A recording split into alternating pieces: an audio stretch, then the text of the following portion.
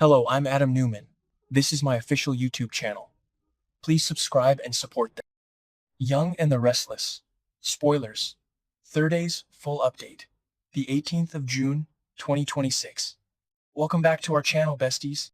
Today's a beautifully chaotic day in the soap world, and we are absolutely living for it.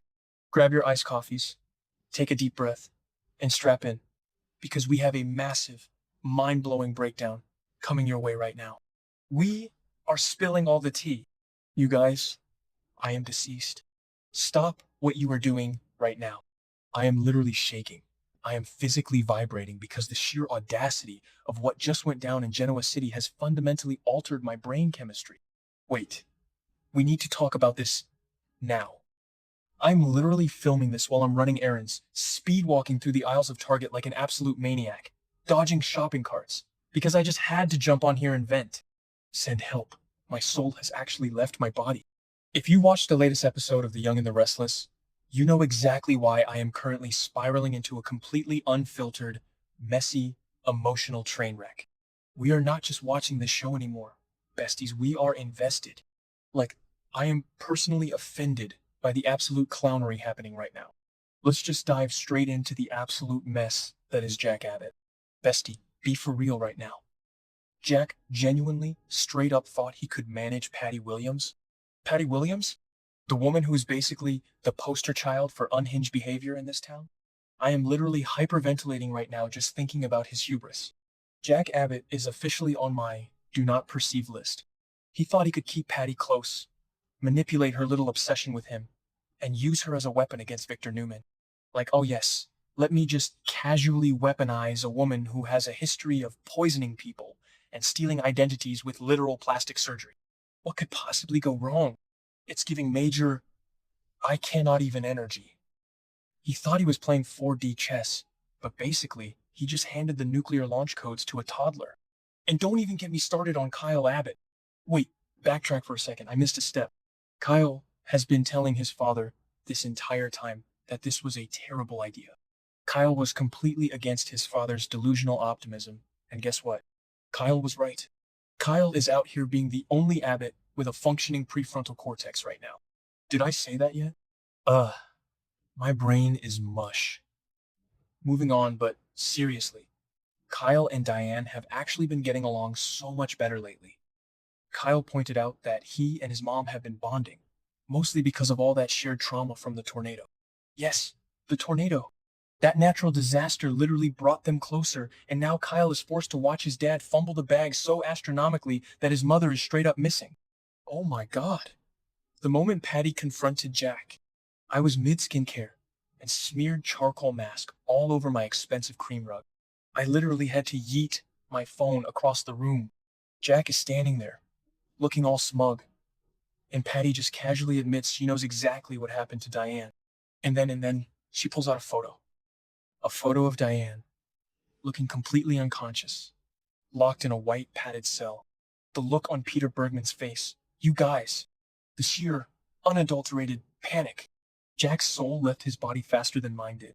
He is panicking, he is stunned, he is completely terrified because he suddenly realizes that Patty isn't just a pawn in his little war against the mustache. She is the mastermind holding his wife hostage. Meanwhile, let's check in on our girl Diane Jenkins Abbott, who is currently living in an actual psychological horror movie. She wakes up in this strange, unfamiliar room, totally disoriented. She realizes she is locked in. There are bars on the windows. She doesn't know this doctor. Lawrence Markham creeped from a hole in the wall, but she instantly realizes she is in a life-threatening situation. The stakes are astronomical, besties. Diane is looking around this weird, creepy room, which is honestly so unhinged. The decor is just giving me major serial killer vibes. Like, who even chose those curtains? Anyway, she looks at the bookshelf, and what does she see? Books written by the late Dr. Alan Laurent. Wait, hold on. I should have mentioned this earlier, but the Laurent twins. Are we seriously remining the Laurent brothers storyline? I am glitching. Okay, back to the main event. Yes, we are. Dr. Markham is apparently a massive, obsessive fanboy of Alan Laurent or manifesting a total dumpster fire by the next update. He is Martin Laurent with a brand new face. A lot of people in the fandom are complaining like, oh, they've overused the Laurent twins plot.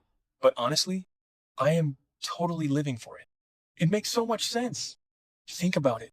Just recently, we had those incredibly intense scenes where Phyllis Summers and Sharon Newman were trauma bonding over the absolute hell Martin Laurent put them through when he held them captive in that clinic. That was straight up foreshadowing, besties. The writers were laying the breadcrumbs, and I am eating them up like a feral pigeon. And speaking of absolute queens, can we talk about Tracy Abbott for a second? Tracy is genuinely the MVP of this entire saga. While Jack is out here getting blackmailed for sex by Patty, which is a whole other level of gross, don't even get me started on the vibes. Tracy is doing the actual detective work. She just happens to be at the Chancellor Park Cafe at the exact right moment to see Patty handing over a massive envelope of cash to Dr. Markham. Tracy is out here connecting the dots, playing psychological mind games with Patty, and basically saving the day while her brother is spiraling. I love her so much, I cannot even handle it. She is the only one doing the heavy lifting in this family right now. But back to Diane. Diane is a survivor. She realizes she cannot just fight her way out of this barred room with a tiny letter opener. She has to play the long game. She has to convince this creepy Dr. Markham that she is totally falling for his gaslighting. She has to make him believe she is going along with his treatment plan so that he doesn't literally end her life right then and there. It's a massive, dangerous gamble to buy time until she can escape, or until Jack and Kyle figure out where she is. It is an absolute cinematic mayhem, narrating the chaos like a high-octane psychological masterpiece. She's playing chess, while Markham thinks he's playing checkers. Wait, I'm glitching again. Let's rewind to Diane's actual motivations. Before all this kidnapping chaos, Diane made a very cryptic comment about needing to get back to Jack. She wants her husband back. The last time we even saw them together in public was at that fancy fundraiser in Maryland during the Beyond the Gates crossover episode. Did I already talk about this? Whatever. It bears repeating. Jack literally told the audience that Diane was just faking it for their friends, acting like the happy wife. But the truth is, the tornado trauma and the horror of this kidnapping are pushing them toward a massive reconciliation. This isn't just about a marital dispute anymore. This is about survival and realizing who you truly love when your life is on the line. So, where does this leave Jack's grand master plan? Bestie, the plan is in shambles. Jack originally wanted to keep Patty close so he could use her to destroy Victor Newman. But that plan never, ever included Patty going rogue and kidnapping his wife. Jack is incredibly resourceful, though. He knows he has to pivot, and he has to do it right now. He has to appease Patty, because she literally holds Diane's life in her hands.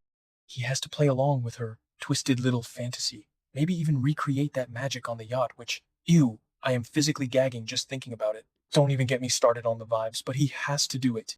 He has to swallow his pride and play the ultimate game of deception. And here's the kicker.